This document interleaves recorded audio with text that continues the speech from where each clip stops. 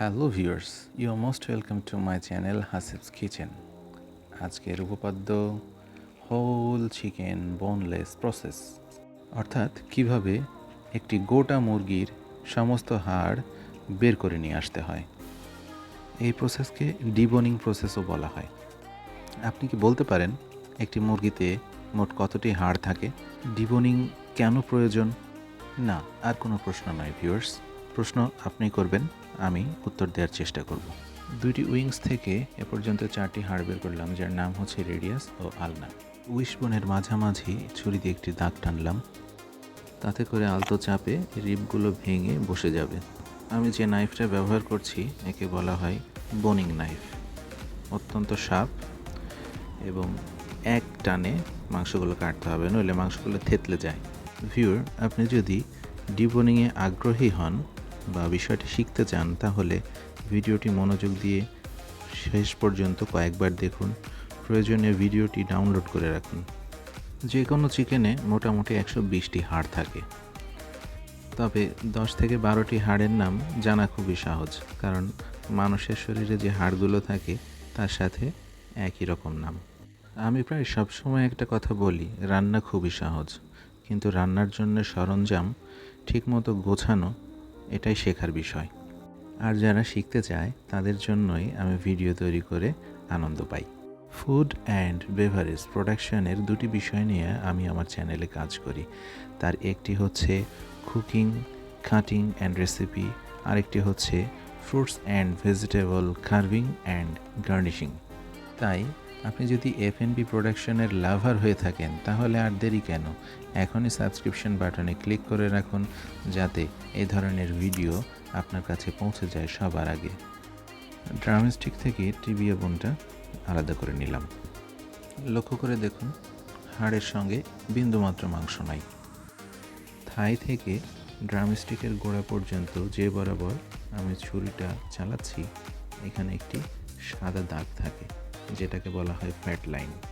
একই প্রসেসে দ্বিতীয় টিবিয়াটা আলাদা করে নিলাম। অনেকেই একে ড্রামস্টিক বোন বলে থাকে। আপনারা যারা ভিডিওটি দেখছেন, আপনাদের নলেজ বাড়ছে, কিন্তু স্কিল বাড়াতে হলে একবার হলেও কাজটি প্র্যাকটিক্যালি করতে হবে। আপনি যদি ঠিক এইভাবে দক্ষতার সাথে হোল চিকেন বোনলেস করতে পারেন, তাহলে 5 থেকে 7 মিনিটের মধ্যে এটি গ্রিল করা কোনো ব্যাপারই না। ইচ্ছে রইল পরবর্তী কোনো একটি এপিসোডে বোনলেস হোল চিকেন গ্রিল করে দেখাবো।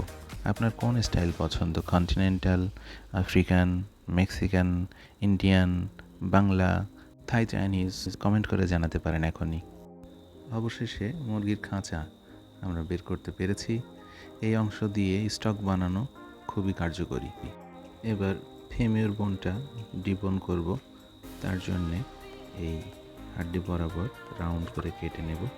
কেটে 2 হাত দিয়ে টান দিয়ে মাংস একটু ছুরি দিয়ে চেঁচে নিতে হবে। সুন্দর করে মাংসগুলো এড়িয়ে এভাবে সহজে কেটে নেওয়া যাবে। এটাকে অনেকে থাই পিস বোনও বলে থাকে। অ্যানাদার ফেমিওর বোন একই প্রসেসে ফ্যাট লাইন বরাবর ছুরিটা টেনে আলতোভাবে আলাদা করে নেব সহজে। লক্ষ্য করুন, আমি মাংস চাঁচার জন্য ছুরির উল্টা পাশ ব্যবহার করছি। ব্যাক সাইড ইউজ করার ফলে নাইফের শার্পনেস অটুট থাকবে।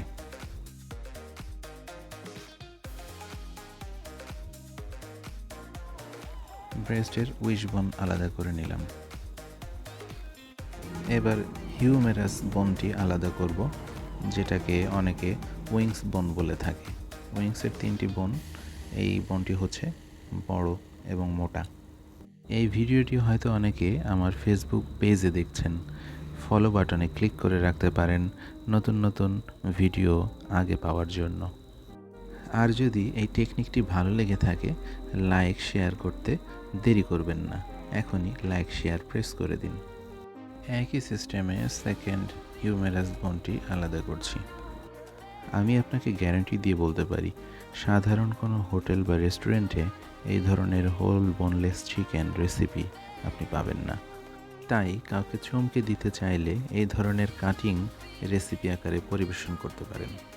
টিবিয়া এবং ফেমিউর বোনের জয়েনের বাড়তি হাড় রিমুভ করে দিলাম। দেখুন, শেষ হয়ে গেল আমাদের সমস্ত বোন রিমুভ করার কাজ। এবার এপিঠ বা ওপিঠ যে কোনোভাবে সুন্দর করে সাজিয়ে এভাবে 4 পিস করে নিতে পারি বা 2 পিস করে কেটে নিতে পারি। আবার যদি না কাটি তাহলে স্টাফিং করে ইচ্ছা মতো পছন্দ মতো মশলা দিয়ে এইভাবে রোল তৈরি করে আমরা ওভেনে বেক করতে পারি, অথবা সুতা দিয়ে বেঁধে এটাকে ফ্রাই করতে পারি, ফ্রাই করে বেক করতে পারি। এরপরে এভাবে স্লাইস করে কেটে তাক লাগানো রেসিপি করা সম্ভব। ধন্যবাদ সবাইকে ভিডিওটি মন দিয়ে দেখার জন্য।